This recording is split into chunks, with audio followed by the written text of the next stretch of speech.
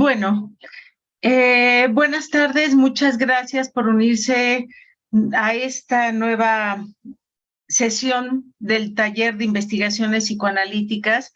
Esta vez tenemos, como siempre, el gusto de que Alejandro nos quiera compartir lo que está trabajando y tituló su ponencia 2B, 3N, Psicoanálisis y Matemáticas.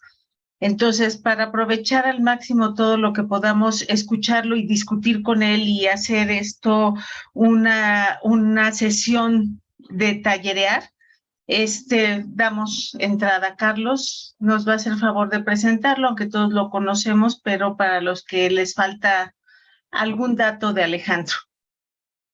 Bueno, pues sí, en efecto, yo creo que todos los conocen. ¿Qué puedo decir de Alejandro? Un amigo y colega en ese orden. Primero amigo, luego además colega. Tiene la ventaja justo para este tema de tener como profesión de arranque haber sido físico matemático. Digo, haber sido, más bien todavía es, pues, pero esto le facilita justamente el pensar la matemática y pensarlo también desde el psicoanálisis. No sé si la matemática desde el psicoanálisis que nos vaya a presentar hoy o al revés, ¿no? De la matemática al psicoanálisis o psicoanálisis a la matemática. Parecería ser, por las conversaciones que yo he tenido con Alejandro, que comparten muchas cosas ambos terrenos, ¿no? El del psicoanálisis y el de las matemáticas. He tenido el privilegio de tenerlo aquí como vecino y amigo además, y trabajar en otros espacios, y de hablar algunas cosas con él respecto a este tema. Hoy, sin embargo, presenta algo que resulta un poco enigmático y que yo creo, por lo menos a mí me generó en principio expectativa de eso de 2N y 3B. ¿Quién sabe? Pero se los dejo así como en misterio, pero me parece que fue una buena manera de hacer una presentación de un tema, psicoanálisis y matemáticas, y supongo que ahí, en esos dos términos, algo tendrán que ver con este enlace del psicoanálisis y las matemáticas. Entonces, físico, matemático, psicoanalista, por supuesto que este era un tema que tendría que llegar tarde, más temprano que tarde a la reflexión de Alejandro. Reflexión que, debo decirlo, es muy constante y muy profunda. Así que yo espero que todos ustedes, bueno, los que sé que no lo conocían, a lo mejor Aurora, no conocía a Alejandro, Aurora Elizondo, y por ahí hay una Ana, que no sé quién sea, pero bueno, baste con esa presentación. No soy como ya lo han experimentado quienes han estado en este espacio, de hacer presentaciones formales y decidir todo su currículum vitae, que además me llevaría demasiado tiempo. Baste con eso como presentación. Y bueno, bienvenido Alejandro, como siempre. Y ahorita que Yolanda diga cómo vamos a funcionar, pues empezarás con tu presentación. Gracias, Carlos. Bueno, como siempre, vamos a escuchar a Alejandro que despliegue sus ideas durante unos buenos minutos, tras de lo cual podrán hacer sus preguntas a través del chat o levantar la mano. Como somos poquitos, pues iremos dando la palabra conforme vayan pidiéndola. Gracias. Alejandro, por favor. Bueno, pues gracias por sus comentarios, palabras. Vamos a empezar con esta reflexión. Ya alguna vez anterior trabajamos como esta búsqueda, este encuentro entre estas dos áreas. En esta ocasión retomo yo, o sea, tengo un libro, ¿no? El del silencio a la palabra, que pues ya lo conocen casi todos. ya tiene pues más de 25 años.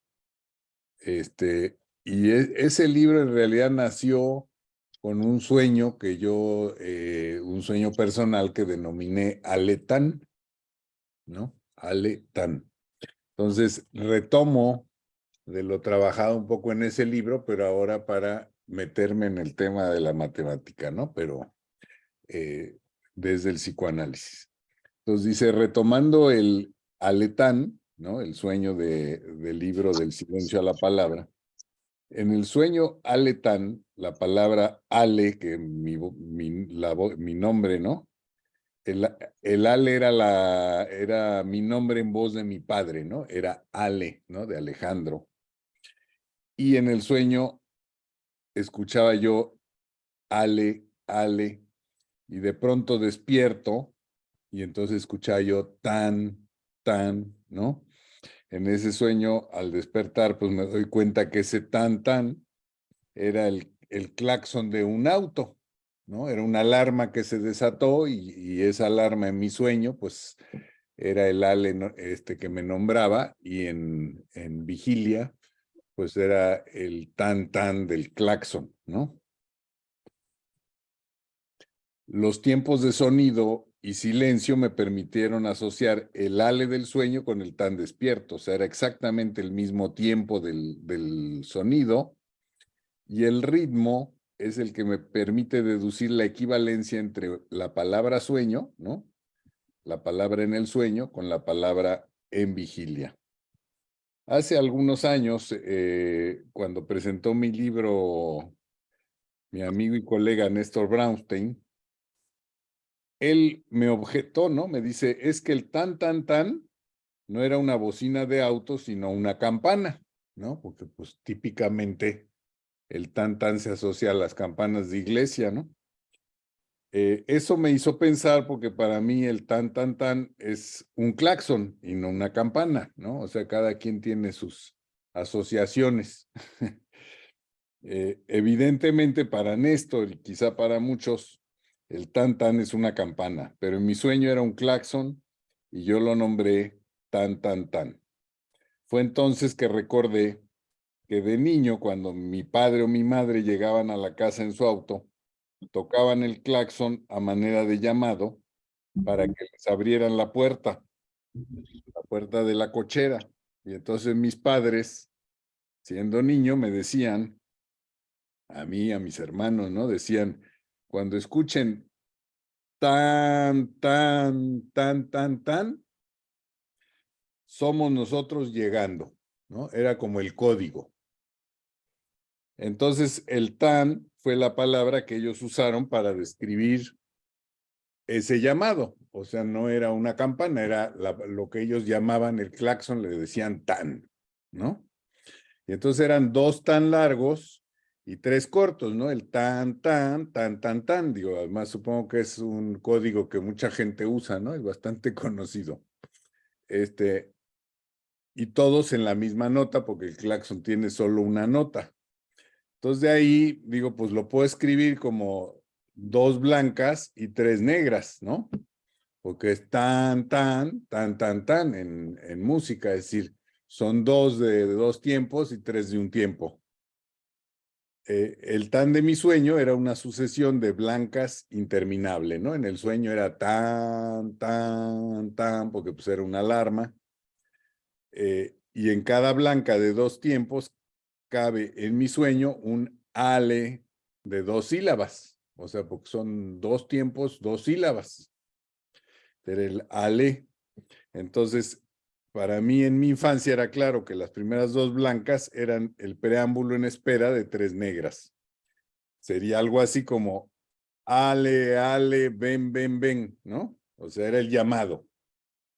Sería, ahí están las dos blancas, las dos B3N famosas del título, pues son dos blancas, tres negras, ¿no? Y es un ritmo. Esa era la traducción del código Morse, entre comillas, telegrama que llegaba por el aire informando, tu padre o tu madre han llegado. Vivencia mayormente placentera que recuerda al da del for-da freudiano. Si bien podía ser jubiloso el for, donde los papás se iban y empezaba el tiempo de las travesuras y las investigaciones, el tan marcaba la calma, la paz, la alegría de saber que volvieron, que están vivos, que los niños estamos protegidos, que nuestras travesuras no acabaron con el mundo. El tan no era campana de ninguna iglesia, era el retorno de la paz después del largo éxtasis sublimatorio de extrañas y absurdas investigaciones en un universo hecho de casa y jardín. Llamaré al llamado 2B3N, es decir, 2 blancas, 3 negras. Así transcurrió la infancia. El código 2B3N que encriptaba el ale, ven, era el código que abría la puerta, que me trasladaba del juego, inmerso en un espacio transicional, que basculaba entre muchos conscientes e inconscientes, entre mundos conscientes e inconscientes, hacia un mundo donde nacía el yo Ale, ¿no? Es decir, pasábamos de ese mundo infantil, en ese espacio transicional donde conviven el inconsciente y el consciente, ¿no? Ese espacio transicional winnicottiano. Y nos trasladábamos pues ya a una imagen yoica, ¿no? Donde uno ya como que se comporta de otra manera, y es típico en la infancia, ¿no? Cada espacio nos lleva a una conducta distinta, uno no es igual con los padres, solo, en la escuela, etcétera. Con el yo Ale, pues aparecía un habitante niño en un mundo adulto donde el ello debía dormir hasta un nuevo for, ¿no? Hasta un nuevo, se fue, ¿no? O sea, ya está, aquí están papá y mamá, entonces ya en otro momento se van papá y mamá y ahí despierta como este mundo.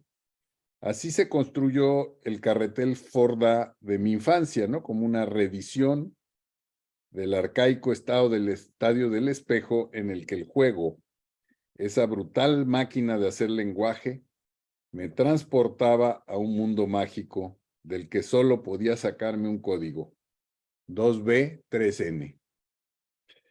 Es así como un ritmo musical se hizo código y un código se hizo puerta entre dos formas diferentes de habitar el mundo. La matemática surge dentro de mí como parteaguas, como nuevo acto psíquico entre el espacio transicional y el yo Ale, listo para convivir con los adultos. ¿Será que esa transición frontera entre lo psíquico y lo somático es un código matemático musical que inaugura el psiquismo y nos transporta en ese viaje mítico que va del animal al ser humano, del silencio a la palabra?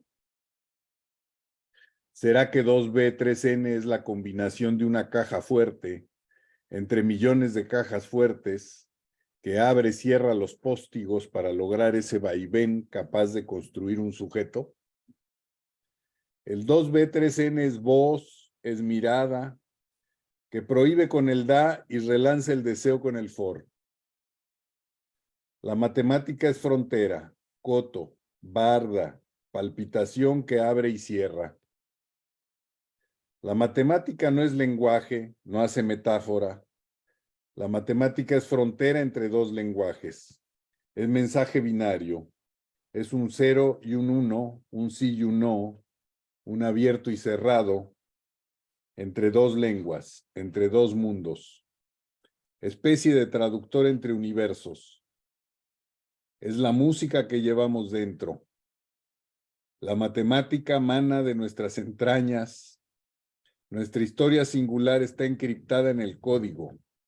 Es una poética encriptada en la historia, detrás del código que resplandece como una estética gozosa en cierto ritmo, algoritmo o algoritmo. Es decir, música, un sentir la risa de un código tan íntimo y a la vez incomprensible. Goce pudoroso de una cripta habitada por la voz y la mirada. Cripta del deseo, que se agita al son del algoritmo. En el Ford-A resalta una inversión de pasivo a activo. Es decir, tú no me dejas, yo te echo, ¿no? Este es el movimiento en el Ford-A freudiano. O sea, tú no me vas a dejar, yo te echo, y entonces paso de una situación pasiva de desamparo a una situación activa, jubilosa en ese sentido. En la realidad, esto no ocurre. Sin embargo, la matemática le pone un cierto camino a la inversión. Hay algo que se hace activo desde lo pasivo. Desde la pasión surge el algoritmo. El algoritmo. Logaritmo, logaritmo, logos a ritmos. El logaritmo es una suerte de transformación entre dos universos numéricos. Hay algo del ritmo, de la palpitación del psiquismo que sostiene la frontera entre dos universos. Es el algoritmo, el saber algo, saber cómo hacer, saber cómo caminar en la oscuridad, que da luz, que da a luz. Hay algo en las matemáticas que recrean el Ford-A. Esa segunda inversión narcisista que nos lleva de vuelta al cuerpo y que encarna la palabra al transformar pasivo en activo, al convertirnos en un ser autónomo y ya no a merced del otro. Hay algo en la matemática que crea el salvoconducto entre dos mundos. Es de alguna forma ese nuevo acto psíquico del que dice Freud que se requiere para pasar del autoerotismo al narcisismo. Porque este concepto de Freud de nuevo acto psíquico, pues es como misterioso, nomás dice nuevo acto psíquico y no dice nada, ¿no? Ahí ahora sí, entiéndale como le entienda. Y aquí el planteamiento es, pues ese nuevo acto psíquico es un acto matemático. Esa es la propuesta, ¿no? O digamos el delirio del día, a ver luego qué opina. Nuevo acto psíquico imprescindible para construir un yo, un sujeto. Ese nuevo acto psíquico, jamás explicado por Freud, es un algoritmo, un logaritmo, que sostiene la condición palpitante del aparato psíquico. ¿En qué se relaciona la represión primaria, la represión originaria, con las matemáticas, con cierto aparato de pensar? En una lectura que hace Lila Isakovich de la represión primaria, dice, la represión primaria es la fijación que tiene lugar cuando un representante psíquico es investido por la intensidad de carga proveniente de la pulsión. Y la pulsión es frontera entre lo psíquico y lo somático. Lo traumático está en exceso, es una excitación que rebasa la protección antiestímulo y constituye la ocasión inmediata de las represiones primordiales. Retiene restos de percepción sensoriales, lo visto, lo oído. Aquí podemos aludir desde luego al tema de los objetos A de Lacan, ¿no? El tema del deseo. Son traumáticas aquellas percepciones particularmente intensas que no pueden ser traspuestas en representaciones. No se padece del pasado, sino de lo que no ha podido devenir pasado, tanto en el sentido temporal como tópico. Hasta ahí está este comentario de Lila y luego extraemos de Freud en la represión que dice, pues bien, tenemos razones para suponer una represión primordial, una primera fase de la represión que consiste en que la agencia representante psíquica de la pulsión se le deniega la admisión en lo consciente. Así se establece una fijación. A partir de ese momento, la agencia representante en cuestión persiste inmutable y la pulsión sigue ligada a ella. El Ford-A, a través de una teatralización, hasta ahí lo de Freud, ¿no? Aquí ya seguimos nosotros. El Ford-A, a través de una teatralización, ¿no? Que este es el famoso carretel y la cuna. Bueno, pues es una teatralización. Tiene cierta relación con la identidad de percepción, algo del orden de la alucinación del pecho que tranquiliza al bebé. Es una escena que apunta a simbolizar, a crear lenguaje. Quizá esa reedición del Forda matemático, ¿no? Aquí voy a hablar de un Forda matemático y un Forda de palabras. Sabemos que el Forda tiene que ver con el nacimiento del lenguaje en el psicoanálisis. Entonces está el Forda matemático, sería más cercano a una identidad de pensamiento. Tenemos como 3 momentos, ¿no? La alucinación, el Forda del carretel y el Forda matemático. Es un camino, ¿no? Que si bien en un primer momento va de la impotencia a la omnipotencia, que es el Forda del bebé en la cuna, porque pasar de pasivo a activo frente a su indefensión en la cuna, pasa de pasivo a activo y pasa de impotencia a omnipotencia, ¿no? No puedo hacer nada para evitar que se vaya mamá, pero me paso a la zona activa y entonces tengo la omnipotencia de correr a la mamá, ¿no? O sea, yo soy un bebé en la cuna, pero yo la corro. Y de ahí pasamos entonces a un modelo distinto que sería ya propio de esta identidad de pensamiento matemático, donde estaríamos pasando de la impotencia a la potencia, ya no a la omnipotencia. Es decir, hay algo que puedo yo producir en mi pensamiento que me hace sentir que puedo, ¿no? Ese pasaje de activo a pasivo, de pasivo a activo, pero con esta característica distinta. El poder matemático es una potencia que cambia pasividad por actividad. ¿Cuál es la diferencia entre el poder de la palabra y el poder de la matemática? Tendrá que ver con la diferencia entre represión primaria, que estaríamos pensando que la matemática tendría que ver con la represión primaria, y la palabra con la represión secundaria. ¿Tendrá la matemática una mayor capacidad para enfrentar el trauma de lo que lo tiene la palabra, ¿no? Hablábamos del tema del trauma. Y eso tendrá que ver con el fracaso del sueño en la neurosis de guerra, en esa compulsión a la repetición como lugar donde la palabra falla. ¿Puede la matemática enfrentar la compulsión a la repetición? Y como dicen last but not least, el precio de transformar lo pasivo en activo a través de la palabra es el sentimiento inconsciente de culpa.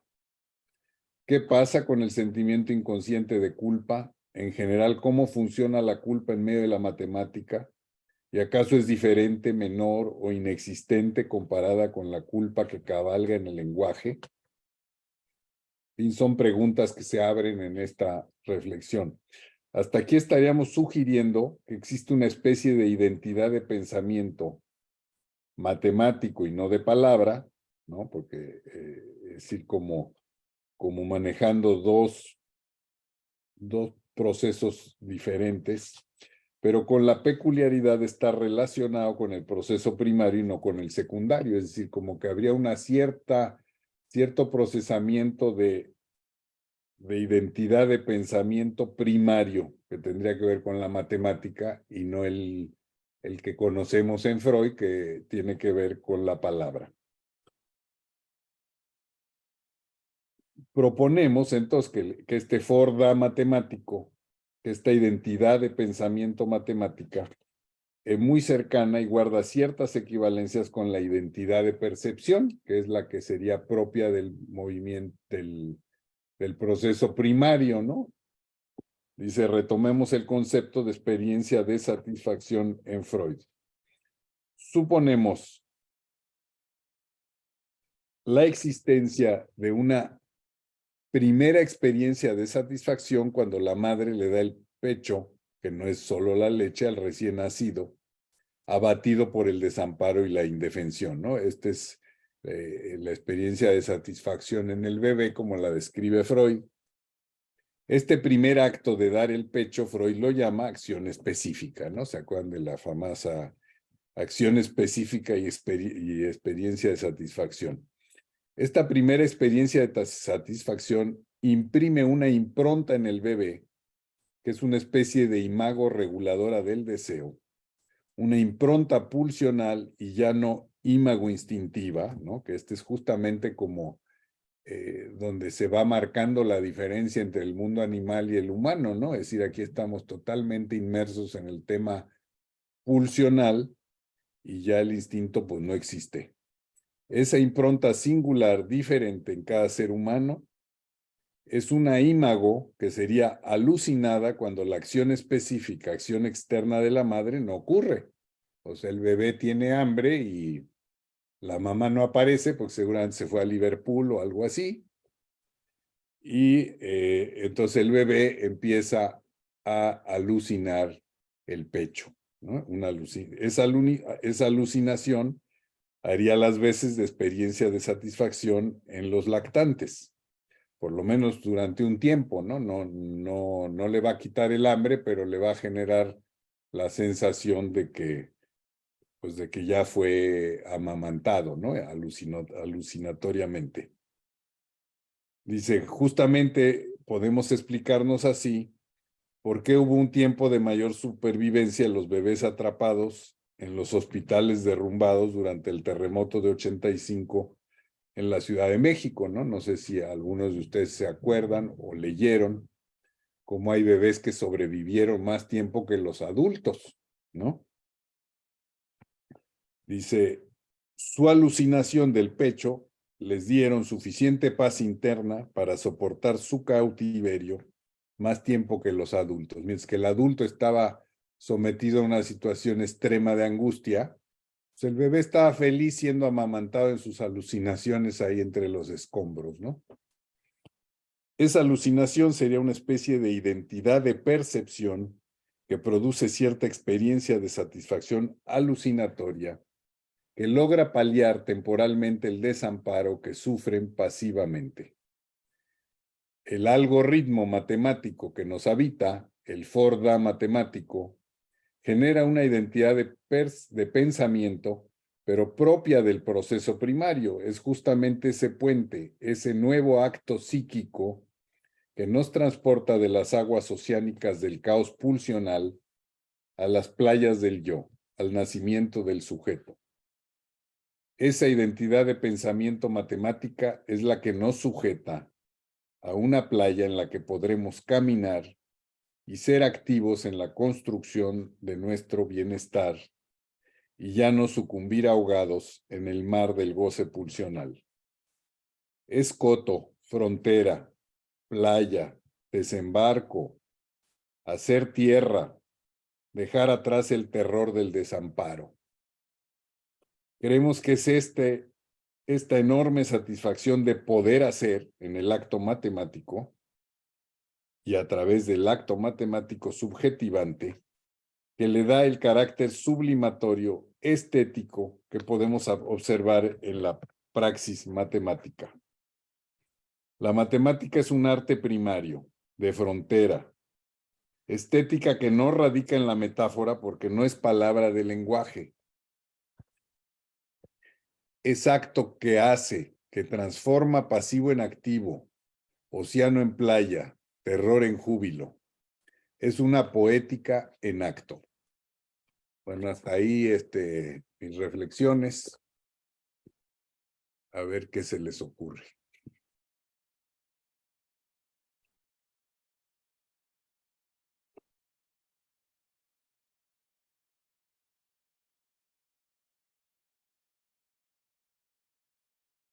¿Quién quiere participar?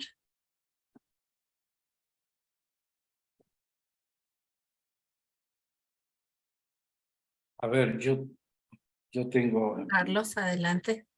a ver si con esto despierto la participación. Una primera pregunta. la matemática constituye un discurso o es meramente un cálculo o es una forma de operar, o a lo mejor alguna otra que no se me ocurre ahora. Claro, una de las cosas que a mí me ha intrigado es, si bien la matemática no hace metáfora, ¿no? ¿Por qué, sin embargo, produce tanto placer y tanto goce, ¿no? Es decir, si uno se mueve en los medios donde están los matemáticos, ¿no? Ya no voy a hablar del uso de la matemática para construir nada, simplemente el lugar donde la matemática es un arte, es una práctica gozosa. Uno se pregunta por qué tienen esa enorme satisfacción que normalmente la encontraríamos en el espacio poético. O sea, esa es realmente la pregunta que traigo yo con todo esto, ¿no? Es decir, ¿en dónde está el goce estético en algo que no es un lenguaje de palabra, que no hace metáfora, ¿no? Porque en la matemática no hay metáfora, no hay... entonces lo que hay son caminos, son ritmos, son formas distintas de llegar, pero entonces el planteamiento sería una suerte de acto o de acto psíquico, ¿no? Hay una suerte de acto psíquico en el cual se produce un movimiento parecido al del Ford-A, donde se pasa de pasivo a activo, y sabemos que ese cambio de pasivo a activo en Freud es algo muy gozoso, ¿no? Es el famoso tema de tú no me dejas, yo te echo, ¿no? El enorme goce de no ser abandonado a tu suerte. Entonces, el acto matemático tendría una suerte como de Ford-A, pero no en términos de la percepción, que es el Ford-A común, ¿no? En el veo a mamá, no veo a mamá, ¿no? Como en el juego del espejo, que es una reedición del Ford-A, es decir, me paro frente al espejo, estoy, ¿no? Me quito del espejo, no estoy, ¿no? Ese juego que describía Freud. Aquí sería algo a través del pensamiento, digamos que eso es lo que me parece interesante, poder pensar un proceso primario como de transformar pasivo en activo a través de un proceso de identidad de pensamiento o de acto matemático. Es decir, hay un enorme goce en el llegar a algún lugar a través del acto matemático, que puede implicar cálculo, puede implicar, en fin, diferentes cosas que de alguna forma me producen esta vivencia de identidad entre lo que trato de demostrar, por decir así, y el camino que me lleva a esa demostración. Se produce una identidad, pero una identidad de pensamiento. Y eso, ¿por qué sería tanto más gozoso que una identidad de pensamiento común como la que conocemos en nuestras cavilaciones conscientes, que no nos generan ese enorme júbilo que sí genera la matemática? Entonces, desde ahí el planteamiento a que se está tratando de un tema más de proceso primario que secundario, y por eso los niveles de excitación, de júbilo, de alegría, son mucho mayores que los procesos de pensamiento, ¿no? Cuando uno utiliza el pensamiento como forma de llegar a algún lugar, que digo, también es gozoso, pero no tiene esta cosa tan jubilosa, que más yo la vería, por ejemplo, en la poética. O sea, en la poética hay un desprendimiento de afecto y que seguramente está tocando cuestiones primarias también, mismo que encontramos en la matemática. Entonces, aquí la pregunta que yo me hacía es, ¿cómo logra esto la matemática sin metáfora, ¿no? Es decir, que sería como este pasaje entre consciente e inconsciente. Entonces, la idea es, la matemática es la frontera, no es el pasaje de un paso a otro, es más bien el lugar frontera, ¿no? Esta especie de lugar entre psíquico y somático, o especie de de separación entre inconsciente y consciente, ¿no? Por eso la idea del código. Hay un código que me permite abrir, ¿no? Y ir de un lado a otro. Esta palpitación de la que como se describe el aparato psíquico como algo palpitante, tendría que ver con este código, con estos ritmos que permiten sostener esta diferencia. Entonces, a partir de aquí, el planteamiento es, la matemática, para empezar, no es algo externo, sino es algo interno, algo que nos habita, algo inherente al ser humano. Este es, digamos, el punto de partida, por decir así, filosófico. Puede ser discutible, pero ese es el que yo considero en este momento que es lo que está funcionando. Es algo que me habita y que me ayuda a sostener esta diferencia de sistemas, y que si no los pudiera sostener, dejaría de palpitar el aparato. Es decir, creo que es algo tan importante como eso, como algo que sostiene la diferencia entre mundos psíquicos. Por eso este ejemplo entre el mundo del niño y de pronto cómo se incorpora al mundo de los adultos, pasando de un mundo pues un tanto onírico, que es el mundo del juego del niño, al encuentro con los padres, donde pues ya es un adulto chiquito, ¿no? Ya es como otro lugar, como una transformación, como una palpitación. Es decir, la infancia es permanentemente palpitante, o sea, el niño no es lo que es frente a los padres, el niño es una cosa en un lugar, es otra cosa en otro lugar, y quizá más que tratarse de una cuestión mimética, digo, desde luego que hay procesos de identificación, pero hay algo del orden del movimiento de sistemas conscientes e inconscientes, ¿no? Que están conviviendo en diferentes espacios. Bueno, ese sería un poquito como lo vería yo, no sé si te contesta. Sí, me contesta y me hace pensar otra cosa que te quería preguntar también, porque yo lo pensaba más bien como justo con el Forta, frente a un problema aritmético, ¿no? Hay algo que está escondido, que es el resultado, y que yo tengo que hacer aparecer. Y para eso tengo que operar de unas ciertas maneras, como para que aparezca eso que sería el Da, ¿no? El Ford ahí lo tengo, sí, no lo lanzo yo, pero bueno, ahí está, alguien lo lanzó y algo queda ausente. Es un poco como otro tipo de juegos, ¿no? Del Cúcuta, ¿no? Que se esconde de repente alguno de los padres jugando con el niño y luego aparece, y ahí hay un júbilo enorme. Y eso lo relacionaba yo con el Forda, como un intento, no el Forda, ¿no? Pero como el intento justamente de tener control sobre, tú hiciste mucho énfasis en la desaparición, pero también está el Da que es la traigo a mi voluntad, ¿no? La traigo a voluntad, la expulso y la traigo a voluntad.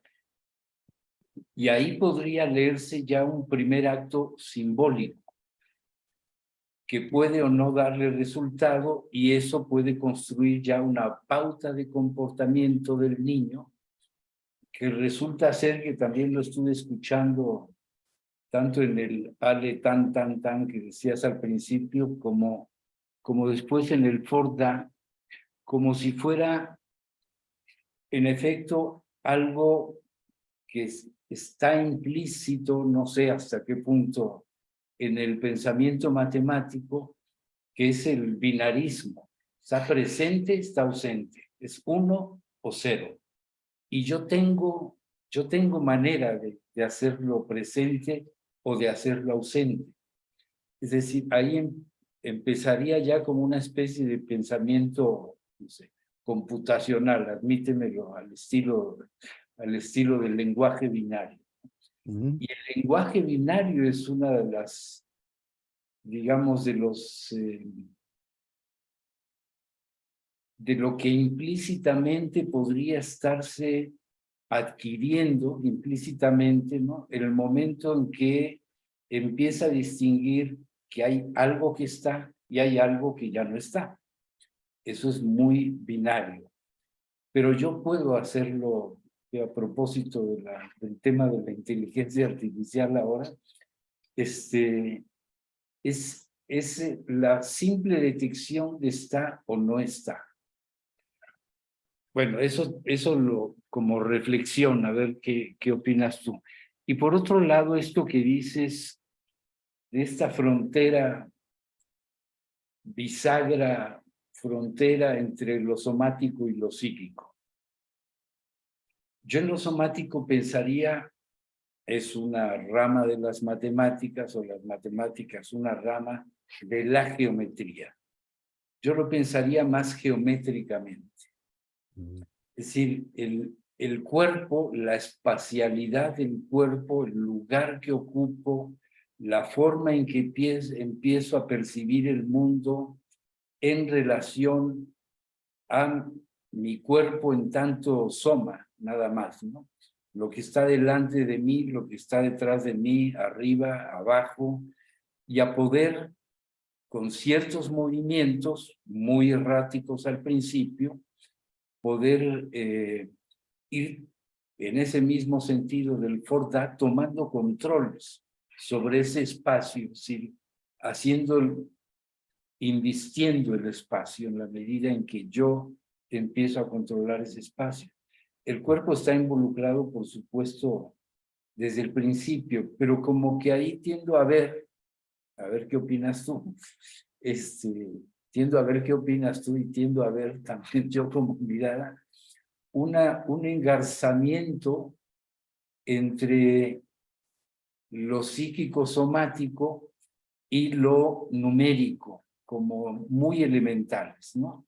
Está o no está, lo alcanzo, no lo alcanzo, lo muevo, no lo muevo, esto que puedo empezar a distinguir, o lo oigo, o lo veo, o lo siento, ¿sí?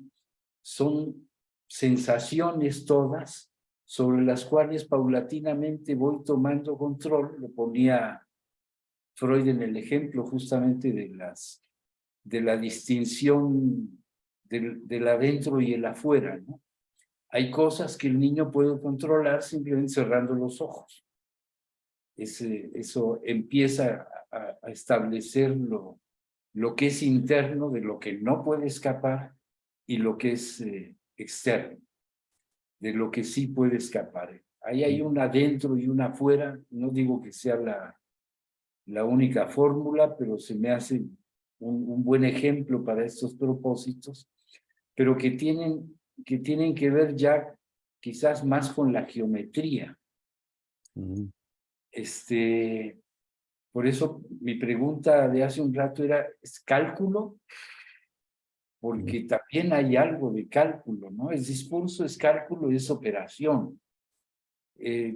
Discurso no sé si sea, porque el discurso es justamente lo que iría armando o iría construyendo el bebé a partir de esos primeros momentos, lo iría construyendo como una forma de operar en el mundo, ¿sí? Bajo su control, de operar bajo su control. Y claro, eso ya lleva a otra dimensión. Hay cosas que puedo controlar, como cerrar los ojos, hay cosas que no, que a lo mejor tienen mucho que ver con esto que estás diciendo, de lo que queda como inconsciente y consciente en esa frontera también, ¿no? Es un paso que empieza a formar también el mundo de lo inconsciente. Pero en fin, son, ahora sí como dijiste tú, mis locuras, a ver qué piensas tú y qué piensan los demás. Sí. Bueno, el Forda, desde luego, si se acuerdan, la parte que Freud ubica como jubilosa, curiosamente, no es el da, sino el for, ¿no? Eso queda muy marcado, es decir, lo disfrutable es correr a la mamá, no que regrese, ¿no? Además, para un bebé, pues una desaparición es casi como que alguien se muere. Entonces, desaparecer a la mamá tiene una dimensión de matarla, ¿no? Claro, luego aparece y ya como que dices, no, no la maté, ¿no? Porque pues ahí también empiezan los movimientos de culpa. Pero lo gozoso es matarla. No, o sea, tú no me matas a mí, ¿no? Tú no me dejas aquí abandonar, yo te mato a ti, porque finalmente es brutal.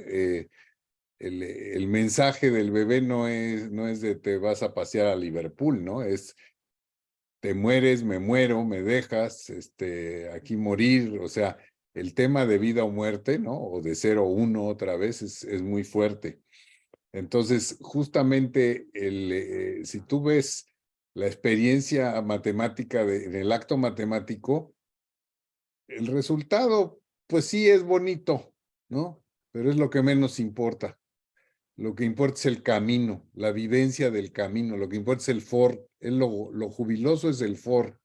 Ya el da es como la salida de la locura, ¿no? Estás en un proceso loco, finalmente haces esto, aquello y aterrizas. Aterrizas en una playa, que es el da, pero lo jubiloso es todo ese proceso de angustia previo, ¿no?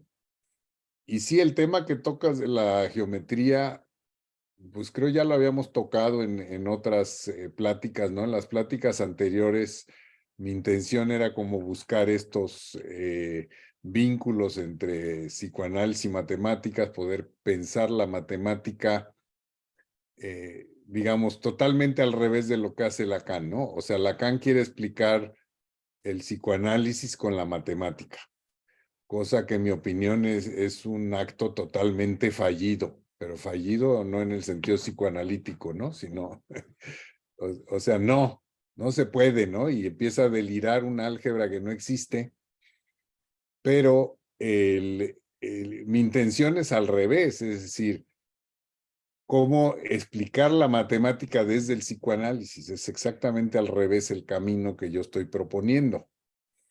Y ahora en esta plática de hoy, pues estoy tratando como de poner los pies un poco en la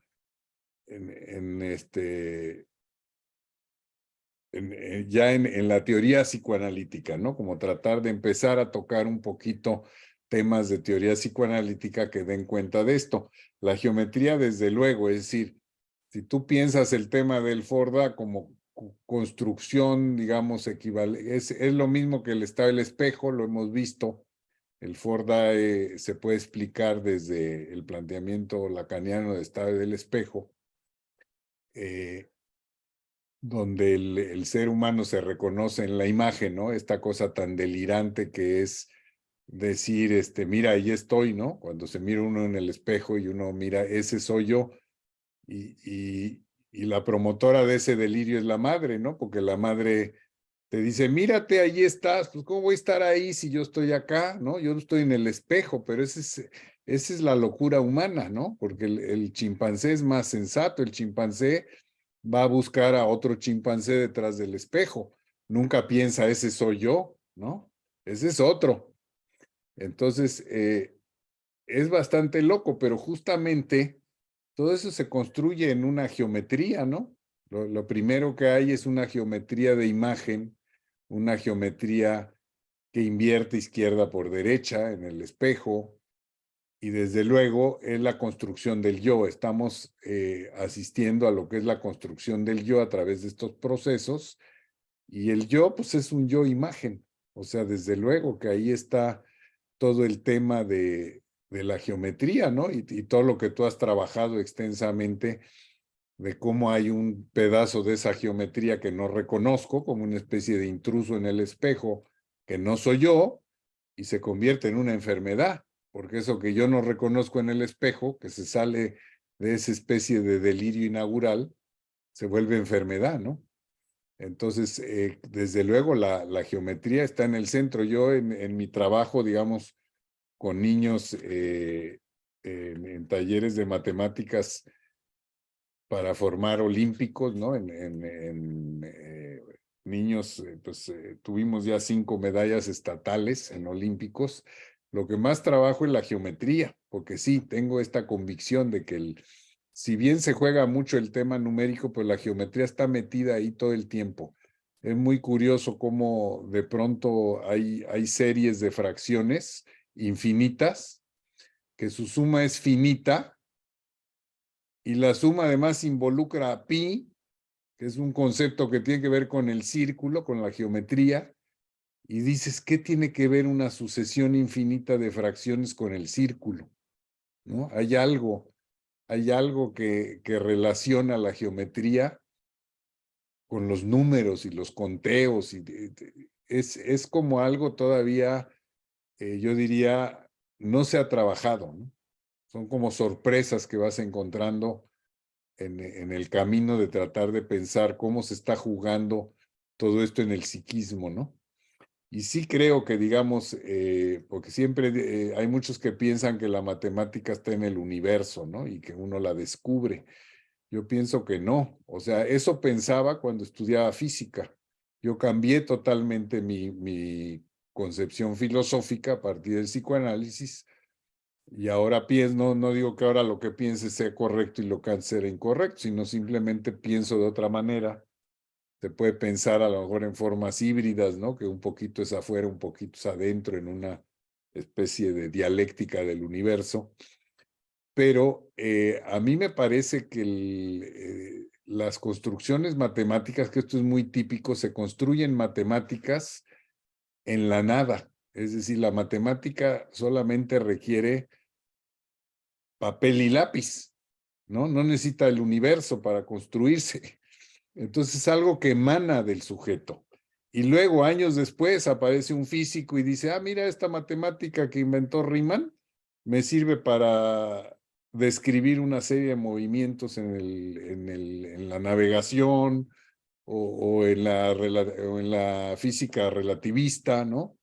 Pero la matemática estaba ahí hace 100 años, no sabía nada de la teoría de la relatividad, ahí estaba la matemática. Entonces, no viene del universo, viene de otro lado. El matemático, como acto psíquico gozoso, la produce, ahí la deja para que la agarre el que quiera y se va a otra cosa, ¿no? Está totalmente alejado de las ciencias físicas o ¿no? De todo lo que es la materia.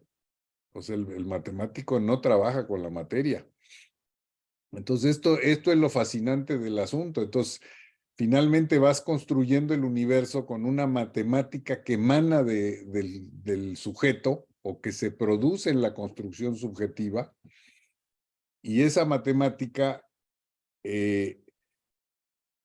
dirías, bueno, entonces, ¿por qué coincide con el universo? Yo te diría, conocemos la parte del universo que coincide con lo que emana de nosotros. Lo demás no sabemos nada, porque finalmente el ser humano está atrapado en la incomprensión del infinito, en la incomprensión del universo, en la incomprensión de la vida.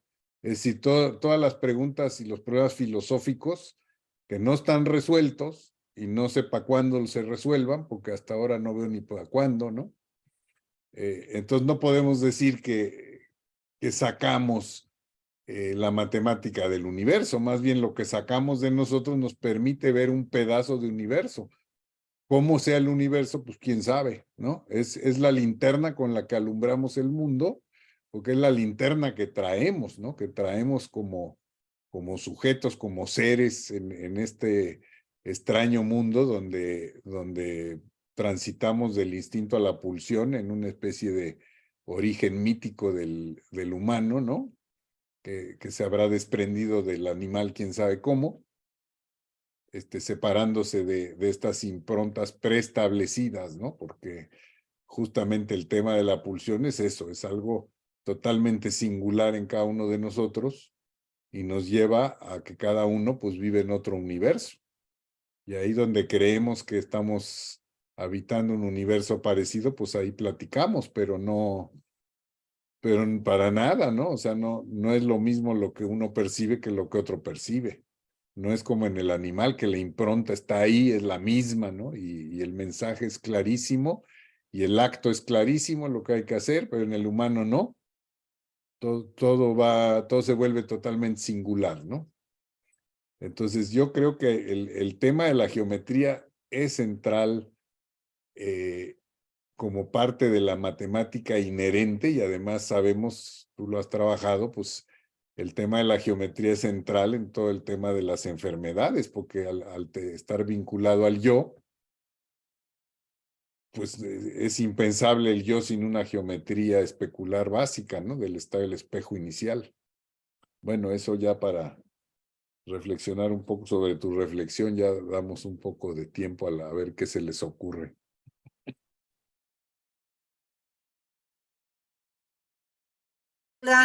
Olga, por favor.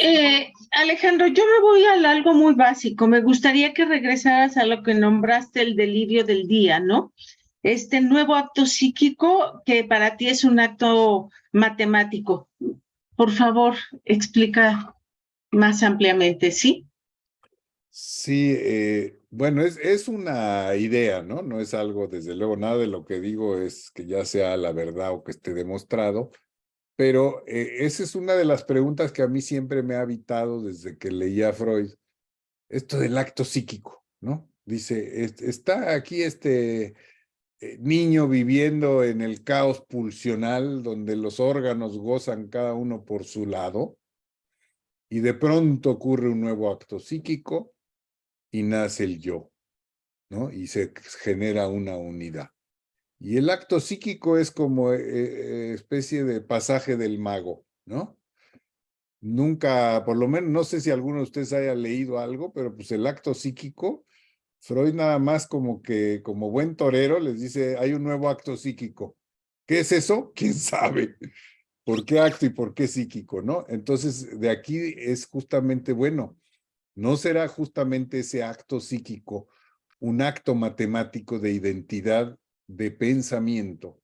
Hay algo que se produce, un camino entre lo que existe, lo que no existe, lo que está afuera, lo que está adentro, ¿no? Todo esto que hablábamos, que produce esta construcción, que es un poco lo que planteaba yo en este portal, por decirlo así, el portal entre inconsciente y consciente, ahora que están de moda los portales, y que es el inicio de la plática, ¿no? El 2 blanco, 3 negro, o sea, cuando aparecía el 2 blanco, 3 negro, era el portal entre ese mundo pulsional caótico en el que de alguna manera pasaba yo ese tiempo en casa sin los padres viendo qué es lo que yo hacía, a el momento del ritmo 2B3N, ¿no? Del claxon, y entonces había un pasaje, ¿no? A través de ese acto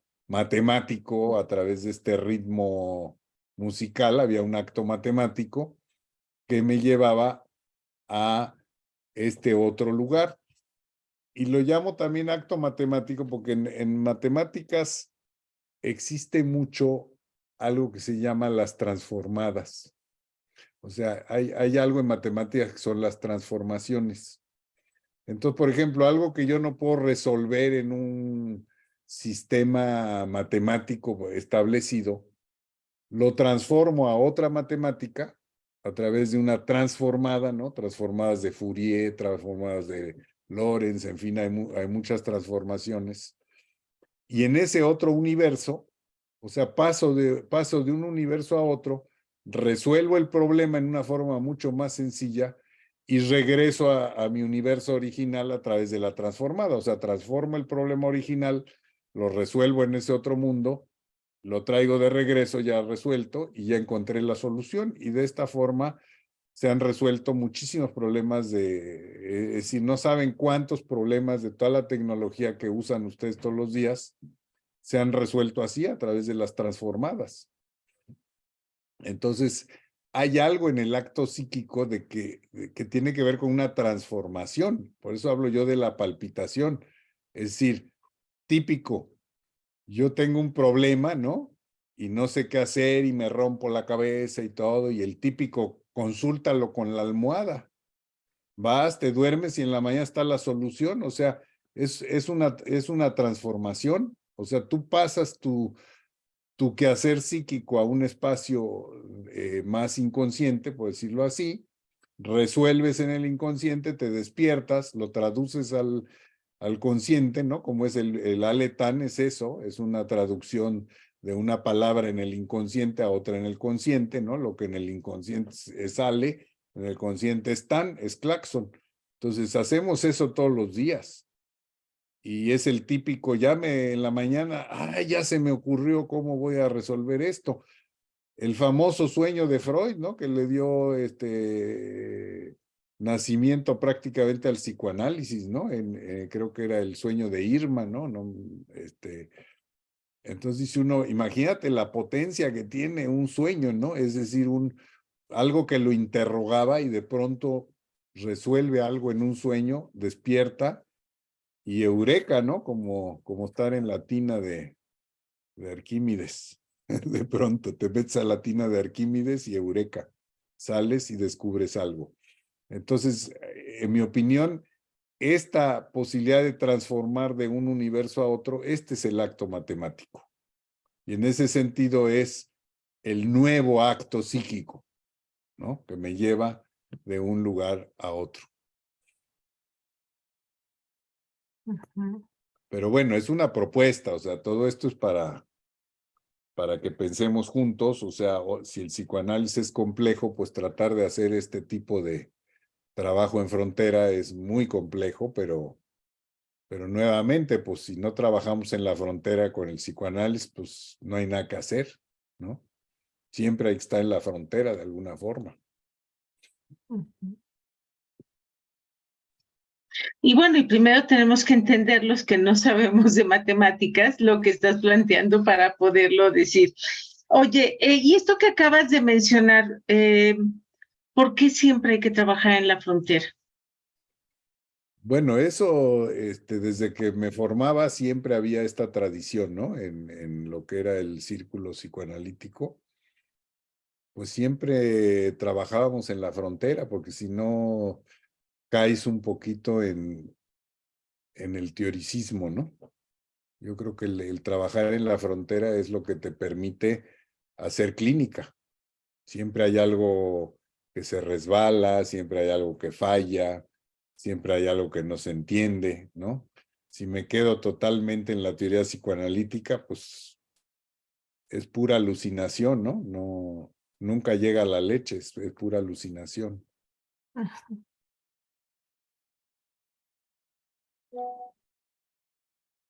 Pero no sé, habrá otras opiniones, pero yo siempre he vivido el psicoanálisis como un trabajo en la frontera, ¿no? Entre lo inconsciente y lo consciente, entre una disciplina y otra. Es decir, siempre este sostenimiento de las diferencias, de las contradicciones, ¿no? Como decía también Mao Zedong, ¿no? El desarrollo de las contradicciones, pues es lo que le da vida al mundo, ¿no? El calor y el frío, ¿no? Si todo tiene la misma temperatura, nada se mueve. Tiene que haber como dos lugares para que haya este movimiento. Y yo creo que el psicoanálisis vive ahí, ¿no? Es decir, parte de dos lugares psíquicos distintos, que no es de que salgo de uno y voy a otro, sino que siempre estoy yendo y viniendo. Es decir, esta cuestión de ir a consultar con la almohada, pues es clarísimo que hay una situación de palpitación del psiquismo.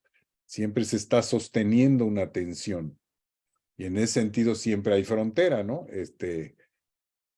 Tanto en el psiquismo como en su relación con la filosofía, en su relación, ¿no? Como varios de ustedes trabajan la tensión entre psicoanálisis y filosofía, entre psicoanálisis y biología, ¿no? En fin, siempre es entre una y otra. En este caso sería trabajar un poco la tensión entre psicoanálisis y matemática, ¿no? En ese sentido es un poco novedoso, no ha entrado mucha gente por ahí, pero es una frontera nuevamente.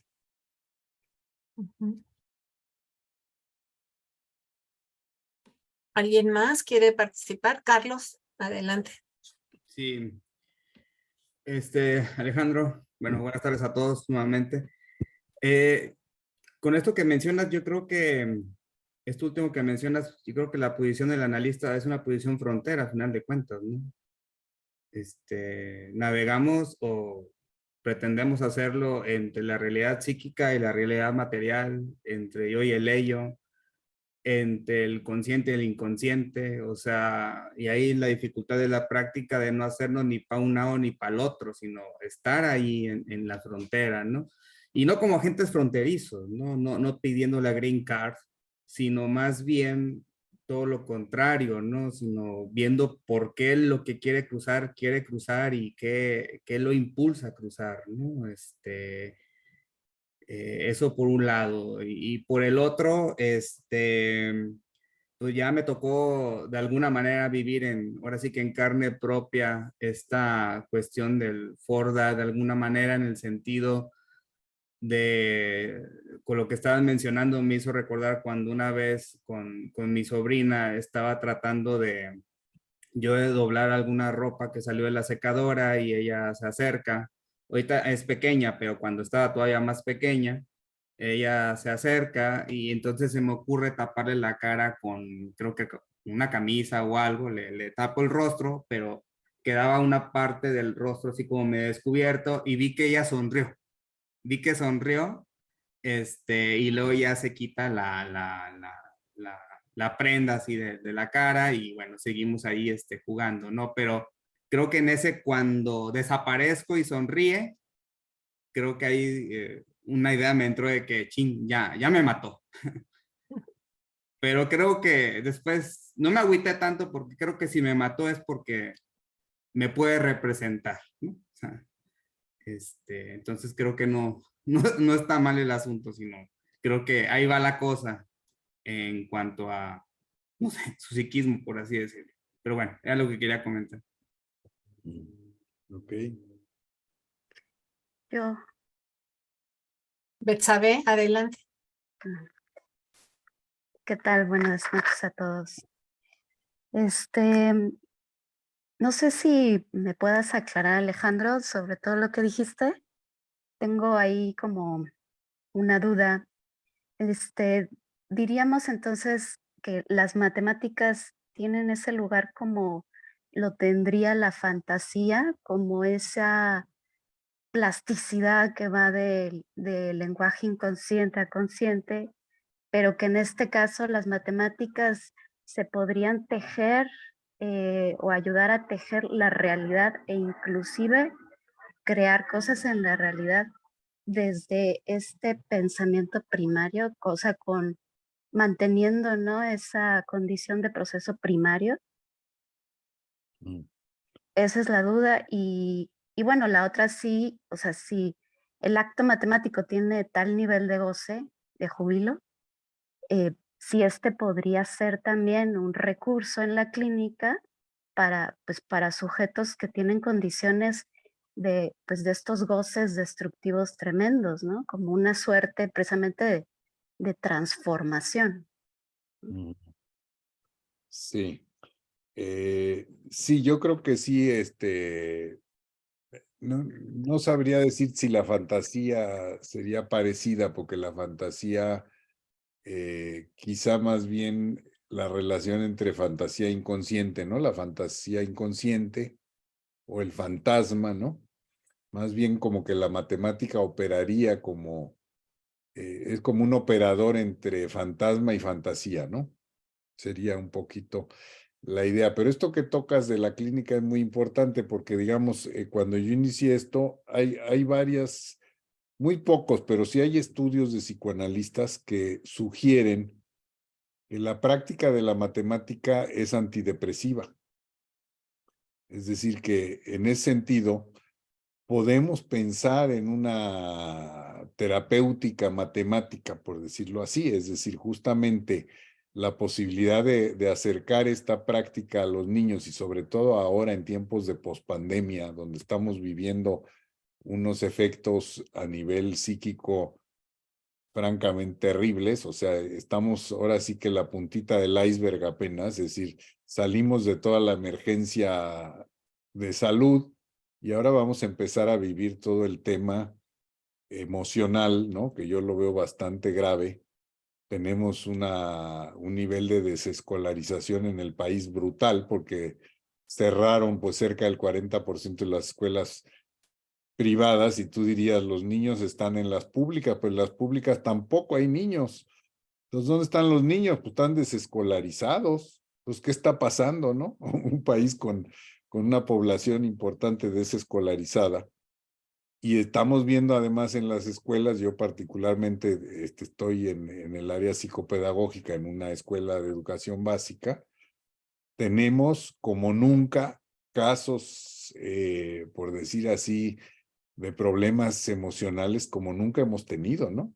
Somos ahí como, estamos trabajando, ahí está Carlos, está Leolinque, hay una psicóloga, o somos un montón de gente del área PSI y no nos damos abasto en una pequeña escuela por la cantidad de problemas emocionales y de conducta, por decir así, que se están presentando. Siempre hubo, pero nunca en la cantidad que estamos viviendo.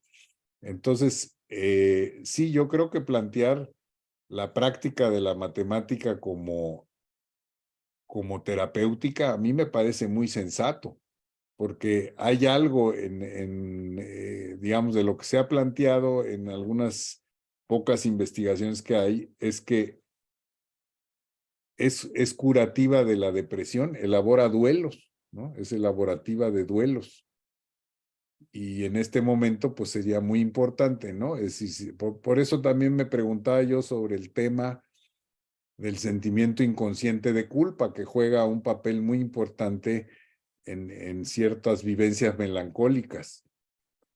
¿Hasta qué punto manejar el tema de, porque digamos, yo por ejemplo en mi libro trabajo el tema del sentimiento inconsciente de culpa y hago una propuesta en el libro donde planteo que el sentimiento inconsciente de culpa tiene que ver con, desde luego, con la depresión y que es como una manera de evitar decir, porque en ese pasaje de lo pasivo a lo activo, hay algo en donde mato, en donde soy criminal, ¿no? Y entonces ahí entra el tema de la melancolía. Entonces, la pregunta es, a través del acto matemático que involucra un pasaje de la pasividad a la actividad, quizá por ahí nos está moviendo el sentimiento inconsciente de culpa, es un mecanismo distinto que nos permite atravesar esos lugares, digamos, de inmovilidad psíquica que son característicos de la depresión. ¿Hasta qué punto puedo yo transitar de esa inmovilidad, de esa indefensión, de ese aniquilamiento depresivo a través de un acto que me permite dejar de ser pasivo y sin embargo no sentir esa culpa que me produce el salir de la depresión a través del lenguaje? Entonces, en ese sentido, digamos, hasta ahí mis reflexiones, pero sí creo que la matemática tiene en su mismo júbilo una especie de ir más allá de la depresión. O sea, tiene algo de vivir un júbilo no maníaco, sino un júbilo realmente creativo, este nivel de la creatividad, pero ya no a través de la metáfora poética, sino justo de este especie de acto que me permite una cierta terapéutica. En ese sentido, yo sí estaría optimista y planteando que habría que enseñar las matemáticas de otra manera en las escuelas, no solo para que el país progrese y para que México tenga profesionistas mucho más capacitados, que es muy importante, sino también justamente para poder tener gente más contenta, ¿no? Y que habrá mucha gente que el recurso del arte o de la poética no se le dé mucho, pero a lo mejor sí se le da la matemática, ¿no? O las dos cosas, porque tampoco es que es una u otra. Yo creo que la matemática se le ha huido durante años por una mala educación, por un tenerle miedo, por una mala pedagogía de parte de los maestros que utilizaban la matemática como una herramienta de poder para someter, y en particular para someter a la mujer, ¿no? Siempre era como que tu mujer eres menos matemática, ¿no? Tú vas a entender menos.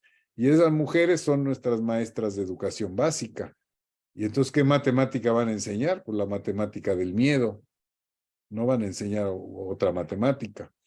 Entonces, creo que sí, se podría enseñar de otra manera, y justo antes de empezar, pues marcaba, creo que Yolanda, ¿no? Y Olga planteaban el tema de que están planteando sacar del programa la matemática de los primeros 2 años de primaria.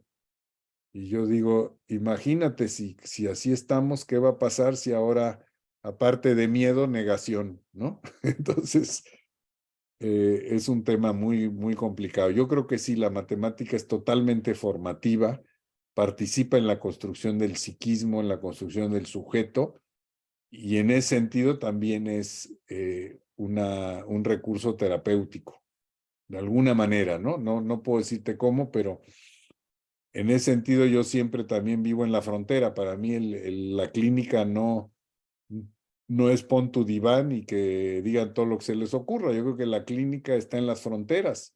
Por eso yo me metí a una escuela, ¿no? Por eso hay psicoanalistas en tantos lugares, en hospitales, en otros lados, porque si la única clínica posible fuera la del diván, pues estaríamos viviendo tiempos de psicoanalistas con divanes vacíos, porque cuántas gentes hoy en día se psicoanalizan, ¿no? Por lo menos mi experiencia en la clínica personal es de que más que nada me llegan demandas de terapia. Quiero sentirme bien y rápido. Muy raro que me llegue una persona como antes de, pues quiero conocerme, quiero saber quién soy, quiero pasarme años en el diván, en una experiencia lúdica que me conduzca a un sujeto diferente. Pues eso ya es muy raro, ¿no? Por lo menos en mi caso, no sé en el caso de ustedes, pero típicamente nos hemos convertido en sirvientes de la salud mental, cosa que para el psicoanálisis nunca se ha planteado eso, ¿no?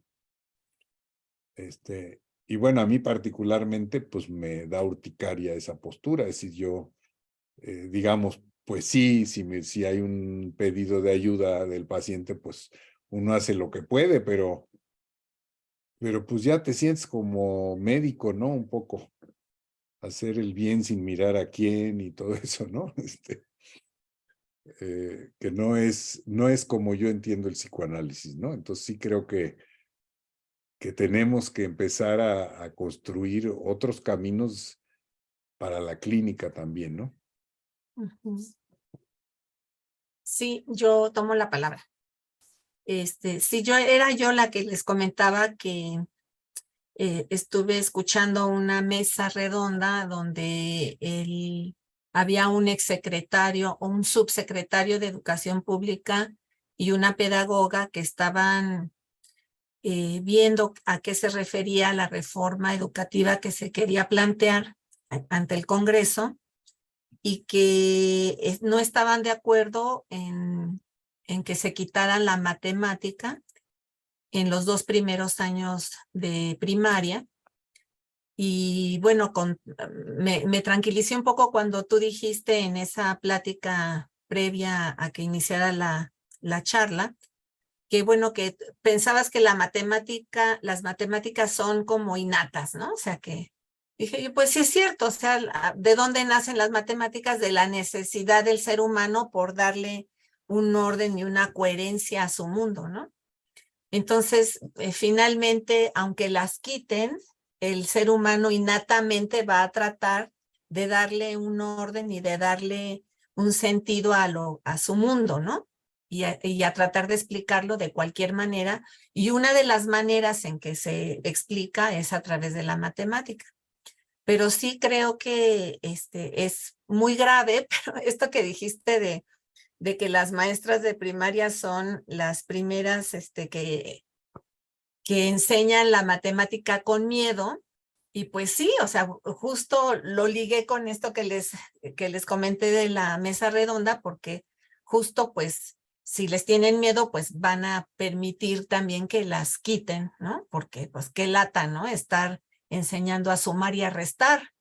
Entonces, porque eso es lo que hace uno en primero y en segundo, ¿no?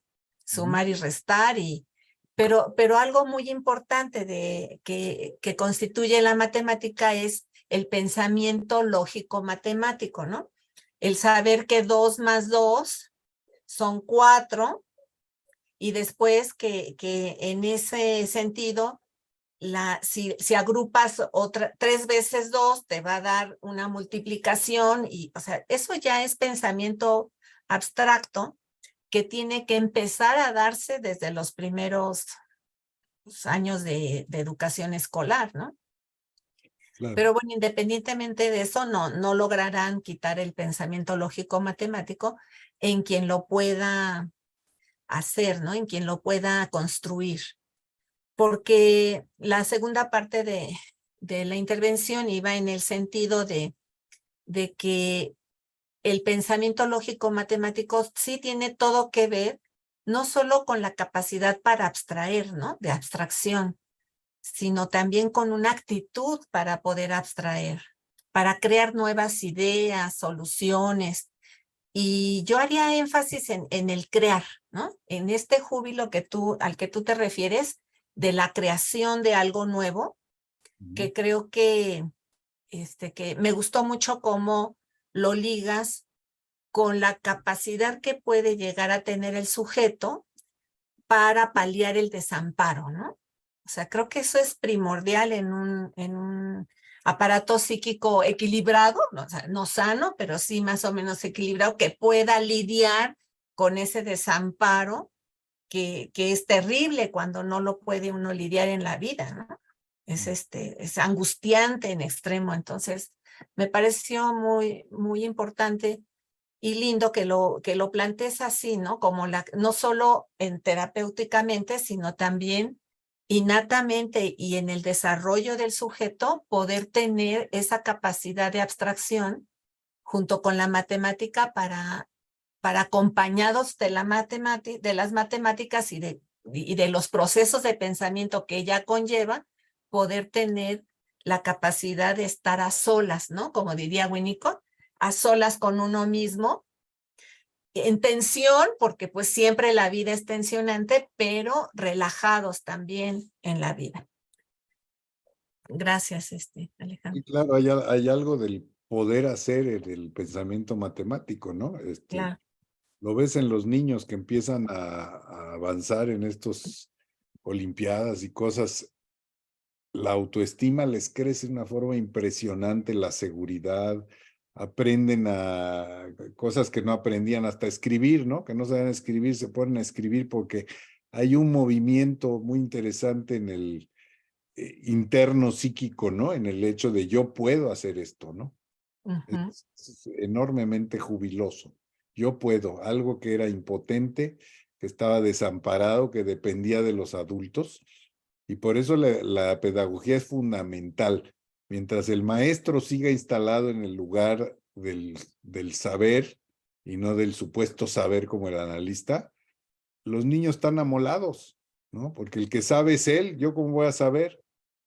Yo no puedo, yo soy niño, soy incapaz, soy dependiente, estoy desamparado, ¿no? Pero si el niño empieza a sentir que puede y el maestro lo permite porque no está inseguro, porque no está en juego su autoestima, su propio yo como maestro, pues cambias la pedagogía. Por eso yo creo que el psicoanalista tiene mucho que hacer en la escuela para modificar la pedagogía que se está impartiendo. Y qué bueno que prohíban la matemática, porque ya sabemos que prohibición es deseo, ¿no? Sí. No la van a poder evitar porque mientras los niños sepan que primero estudian primero y después estudian segundo, pues tendrían que quitarle el nombre a primero y segundo para erradicar la matemática, para empezar, ¿no? Ajá. Pues primero es primero y segundo es segundo, por más que lo prohíban, ¿no? Gracias. Gabriel, por favor.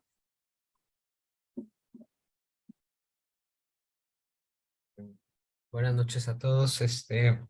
Alejandro, me hiciste pensar en dos cosas que al menos para ver qué sugieren. La primera es si será la matemática una especie de acto o extensión, por decirlo así, como del discurso materno, por esto de la matemática. Porque también tomando un poquito esto de lo que hablaban de la geometría, porque finalmente es ese otro que libidiniza, geometriza al sujeto, ¿no? Cuerpo incluido, ¿no? Y esto me lleva a un segundo planteamiento de si, al igual y como algo muy general, si las dificultades escolares que suscitan mucho en la materia de matemáticas van en razón a esto y a lo que planteas con el tema del Forda, ¿no? Si estas dificultades o inhibiciones, más allá de que no excluyo el tema pedagógico de lo que acabas de decir, van en razón de un excesivo Ford o de un excesivo Da. Así como no hay esa especie como de equilibrio, como decían hace poco, ¿no? Entonces, me hacías pensar estas cosas, no sé qué se te ocurre. Sí. Bueno, desde luego eso de la mamá temática, pues está bueno, ¿no? Yo creo que sí, es para tenerlo ahí, ¿no? ¿Por qué le pusieron ese nombre? Claro, tiene razones, pero pues nosotros jugamos con el lenguaje, ¿no? Siempre. Entonces, la matemática sí. Desde luego que para todos los que estamos en este campo es clarísimo que los problemas de aprendizaje son 99.99% de los casos problemas emocionales. Algo a nivel de la construcción del yo, ¿no? Y de esta basculación entre yo, no yo, es decir, o entre el mundo inconsciente y el consciente. Entonces sí creo que el tema de la matemática tiene que ir de la mano de estas anomalías, desde luego en el Forda y en todo lo que son las fijaciones, las neurosis, los daños emocionales que sufren los niños en casa. Es decir, al final esto es, ¿no? O sea, ¿cuántos casos no hemos visto del niño que no sabe dividir porque no puede compartir su mundo de hijo único con el hermanito que acaba de nacer? ¿Y qué vemos? Pues un problema en la matemática. Y tú dirías, bueno, ¿y qué tiene que ver? Pues tiene que ver porque la matemática necesariamente toca temas muy íntimos, ¿no? De la vida del niño y del sujeto. O sea, siempre ocurre así, ¿no? Con los problemas matemáticos siempre pasa eso, que hay algo del orden, algo que está atorado, ¿no? En este fluir del psiquismo. Entonces sí creo que lo que planteas, pues sí tiene total sentido, ¿no? Básicamente el espacio transicional, pues me estoy refiriendo a la propuesta winnicottiana, ¿no? Donde el espacio del juego siempre es un espacio donde conviven dos universos. Incluso lo desarrollo bastante en mi libro, que ya tiene muchos años en circulación, cómo convive el inconsciente, digamos, el mundo psíquico y el mundo objetivo conviven en lo que es el lugar de juego, ¿no? O sea, el lugar de juego es un mundo en el que hay cosas objetivas, pero hay todo un desarrollo de la fantasía vinculado a temas inconscientes. Entonces, el juego siempre es ahí.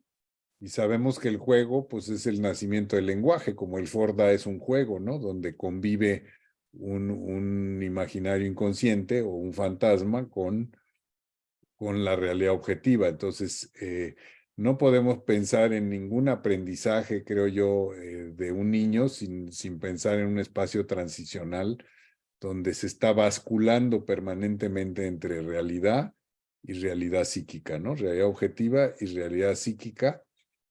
Y justamente el sujeto nace pues en esa dialéctica.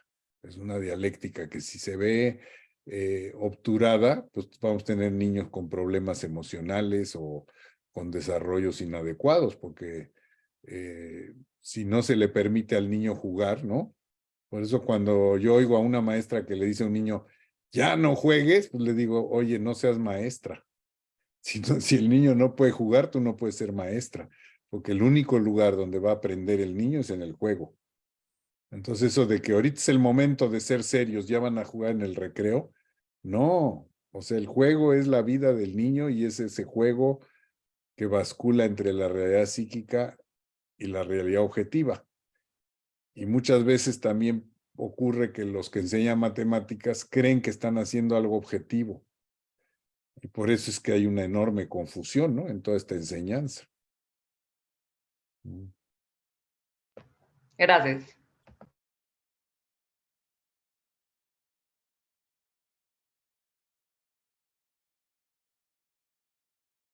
¿Alguien más quiere participar? Yo nomás tantito. Ah, perdón, Carlos. Adelante. No, nada más así tantito. Es que mencionaste una palabra fundamental, bueno, de tantas, la palabra recreo. Ya no es recreo, ya es descanso, que porque los niños están cansados y por lo mismo tampoco se les permite correr, porque se ¿Cómo pueden crees? lastimar. Y entonces cada vez las opciones de juego se van reduciendo y eso es muy, muy peligroso, me parece. Nada más lo que quería mencionar. No, sí, recreo, pues recreación, ¿verdad? Volver a crear. No, sí, es muy cierto lo que están cansados. Los que están cansados son los adultos, ya no saben qué hacer.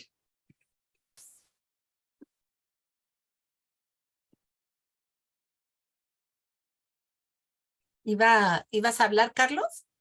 Sí, una pregunta nada más del papel de la matemática en la subjetivación. Claro. Ya como así más directamente, que es, digamos, es fundamental, además en las escuelas, es una necesidad, yo diría, primaria, ¿no? No me refiero al ciclo escolar, sino es una necesidad que no es posible, menos después de pandemia, como te referías, ¿no? Hay todavía mayor importancia en la Claro. subjetivación de los individuos. Y el papel de la matemática en eso, ¿cómo piensas que podría operar? Sí, claro, eso que dice es fundamental, ¿no? Y sí, yo creo que la primaria sin tomar en cuenta los procesos primarios no es primaria, ¿no? O sea, para empezar, ¿no? Es el tema de que ya no hay recreo, pues claro que hay recreo, creo y recreo, porque si no, ¿para qué voy a la escuela, ¿no? Yo le veo varias aristas a lo que planteas, desde luego el tema de la geometría a través del estado, de que tiene que ver con el estado del espejo, es decir, hay una construcción yoica a través de todos los desarrollos geométricos, o sea, cuando yo juego con formas, con figuras, pues estoy reeditando de alguna manera la construcción del yo y desde luego hay un efecto subjetivante. Pero hay otro elemento fundamental, es ese aspecto jubiloso, gozoso del acto matemático, y también yo diría el efecto tan benéfico en la autoestima, que le da tanta felicidad a los niños sentir que ellos pueden, que ellos valen, que ellos resuelven cosas, ¿no? Esto es un acto de subjetivación, porque pues digo, la autoestima sabemos, tiene que ver con el yo y con la construcción del sujeto, ¿no? Es poder pasar de la impotencia a la potencia, ¿no? Esto un poco que hablaba yo, a diferencia del pasaje a la omnipotencia, que es cuando tenemos ya niños que pues de plano ya andan en otro canal molestando, se sienten Superman, golpean, lastiman, humillan, ¿no?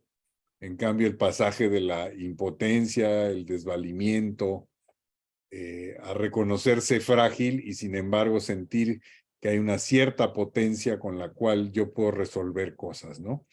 Entonces, justamente esto que mencionaban, que la matemática es un proceso que ayuda a pensar en cualquier campo. Ahorita lo está reconociendo, por ejemplo, el mundo, porque antes los matemáticos decían o das clases o das lástima, ¿no? No había trabajo para un matemático. Y ahora están súper cotizados incluso en la empresa privada. ¿Por qué? Porque tienen circuitos de pensamiento que se están dando cuenta que producen dinero, cosa que al matemático no suele importarle, pero parece que a la industria y a la empresa privada ya le está importando, entonces están contratando matemáticos en la iniciativa privada por justamente por sus procesos de pensamiento. Y ese proceso de pensamiento te ayuda en todos los campos, ¿no? Porque son formas de pensar cuando, digamos, la forma en que se trabaja la matemática para los niños que compiten en Olimpiada de Matemáticas, son procesos que no tienen que ver con el cálculo. O sea, a diferencia de ciertos lugares donde enseñan matemáticas y quieren convertir a los niños en una calculadora, lo cual me parece una aberración, ¿no? Y las hay, ¿no? Hay muchas escuelas en la tarde de matemáticas que quieren hacer de los niños calculadoras. Es absurdo, las calculadoras pueden calcular, lo que necesitamos son desarrollar procesos de pensamiento, no calculadoras. Y la matemática para nada tiene que ver con que sepan calcular y sepan las tablas. Mi experiencia es que a través del aprendizaje de la matemática como proceso de pensamiento, los niños aprenden las tablas. ¿Por qué? Porque las necesitan, ¿no? Y no al revés, no apréndete las tablas para que hagas matemáticas, no. Haz matemáticas para que aprendas las tablas, porque pues es una necesidad, ¿no?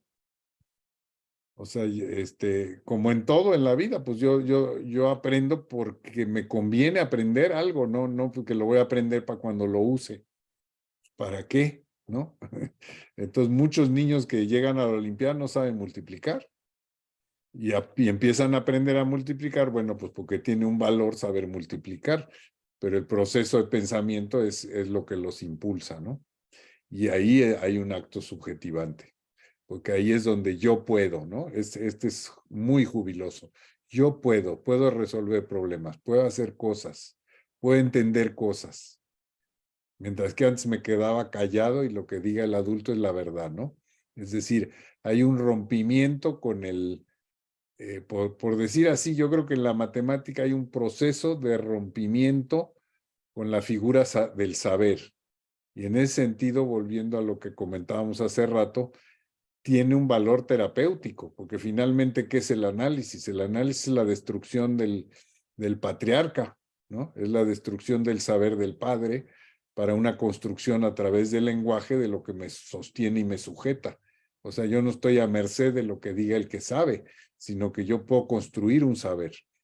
Y eso hace que la matemática tenga un efecto terapéutico, subjetivante, y yo diría muy poderoso, ¿no? Incluso mencionaba yo el tema de lo traumático, ahí donde la palabra sucumbe, porque tenemos todo el tema de los traumatismos de guerra, entonces a mí me interroga eso, hasta qué punto la matemática es un camino para volver a pensar lo traumático, las neurosis de guerra, todo esto que ha quedado en el tema de la compulsión a la repetición, como la piedra más difícil en la clínica psicoanalítica y que a veces es impasable, ¿no? Y así como hemos visto que la escritura tiene un poder terapéutico, ¿no? Que rebasa a veces incluso al psicoanálisis, como es el caso de Flack, ¿no? Como el caso de un cáncer en un analista, que el análisis no lo saca, pero lo saca la escritura. Pues aquí la pregunta es, ¿y la matemática qué? O sea, simplemente que abramos la pregunta. Así como la escritura tiene una fuerza clínica terapéutica, ¿la matemática no la tiene? Y si empezamos a enseñarla desde otro lugar, ¿no vamos a empezar a ver cosas que antes parecían imposibles, como caminos posibles, ¿no? Creo que vale la pena abrirse a la pregunta. Gabriel, por favor. Con lo que acaban de comentar, me hacías pensar, Alejandro, si plantearías alguna diferencia entre la matemática y el número, porque me hacías pensar, por ejemplo, en un tema un poquito más filosófico y social, que es el tema del discurso del capitalista. La acumulación y la sobreacumulación, ya no sé si es un problema numérico o es un problema matemático, digo, por eso te planteas de inicio si pensarías una distinción, porque si el tema en el discurso del capitalista es la acumulación, que de subjetiva, ¿sí? No tiene este proceso subjetivante del que hablas. ¿Qué función puede incluso tener el matemático frente al discurso del capitalista, ¿no? Y no solo el matemático, sino pues todos, ¿no? ¿Por qué? Porque hay una fetichización del número, ¿sí? Y entonces ahí no, como que no me queda muy claro el proceso subjetivante que puede tener la matemática, o bien si es que la hay, ¿no? Entonces, ¿cómo pensarías esta relación de las matemáticas, los números frente al discurso del capitalista? No, yo creo que la matemática para mí no es número, ¿no? Es un proceso de pensamiento diferente a lo que es el razonamiento a través del lenguaje. Hay algo que se produce de otra manera, no sería el número, yo te diría, la matemática es tan distante del número, o sea, es tanto más que el número, como la educación es tanto más que esto que criticaba Freire, ¿no? Que decía la educación, ¿cómo le llamaba? De acumulación, ¿no? De que el cerebro era una especie de lugar donde se depositan cosas, que es el modelo de educación capitalista, ¿no? En lo que critica Freire, justamente, yo diría la matemática también es tanto más que el número, como la educación es tanto más que este modelo de educación capitalista donde no toma en cuenta más que la acumulación de conocimiento, ¿no? Entonces, empezando por la geometría, ¿no? El otro día estaba yo dando mi taller de matemáticas y un jovencito de primero y secundaria, estábamos viendo triángulos, ¿no? Hablando de geometría. Y me dice, oye, ¿y no puede haber un triángulo que tenga dos ángulos de 90 grados?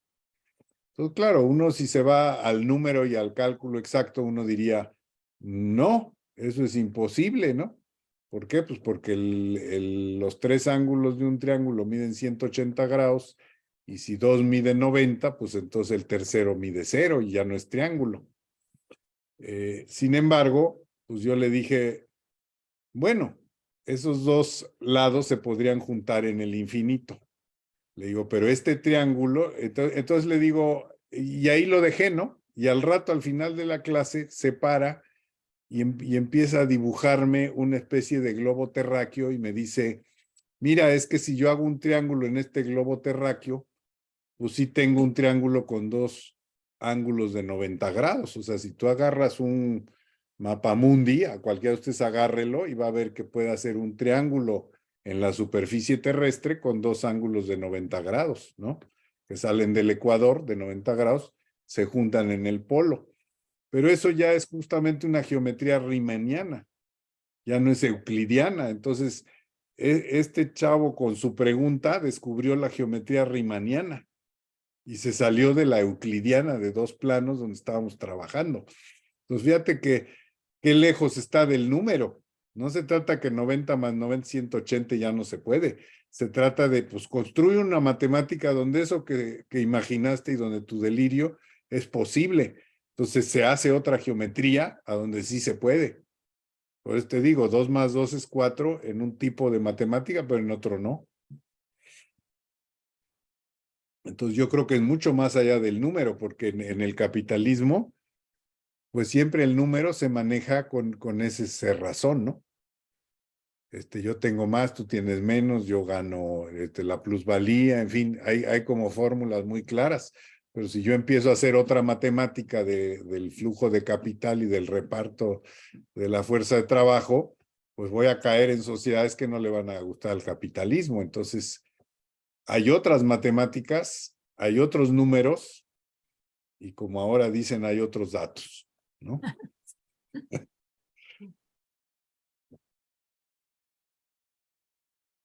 ¿Alguien más quiere participar?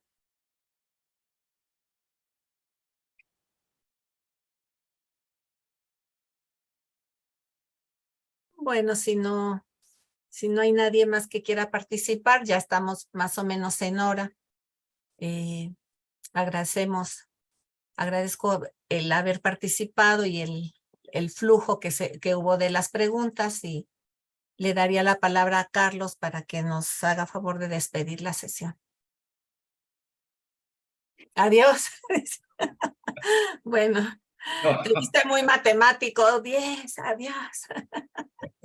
Se trata de despedir, hay muchas formas. No, bueno, muchas gracias, Alejandro. Espero que te hayas sentido bien. Hay muchas cosas que no dije de tu trayectoria, ¿no? Entre ellas, bueno, que eres fundador de este taller de investigaciones psicoanalíticas, ¿no? Que para que no solamente, digo, aunque hoy hablaste de matemáticas, hay una gran trayectoria también en el psicoanálisis. Así que, bueno, las cosas que planteas son cosas que dan mucho que pensar, dan mucho también inquietud, digamos, de explorar tantas cosas que se pueden ocurrir a partir de las propuestas que haces. Y bueno, eso es lo que entiendo es que haces cuando dices, bueno, esto es lo que yo pienso ahorita y estos son temas a pensar. Nos estás dejando ahí sembrada la semilla de hay que pensar matemáticamente, hay que abrir las preguntas, hay que pensar las cosas de manera distinta, hay que imaginar, hay que crear. Y eso me parece que también en ese sentido es muy, muy similar al psicoanálisis, ¿no? Hacerse preguntas y crear. No digo que respuestas, sino crear a partir de esas preguntas. Que si hay angustia, qué bien. Que bienvenida a la angustia, porque hay que crear, hay que hacer algo con eso. Pero bueno, muchísimas gracias a todos también por su presencia y pues los esperamos en una próxima ocasión que ya les avisaremos por las vías que solemos hacer. Muy buenas noches y pásenla muy bien. Gracias a todos. Gracias, Alejandro. Gracias, adiós.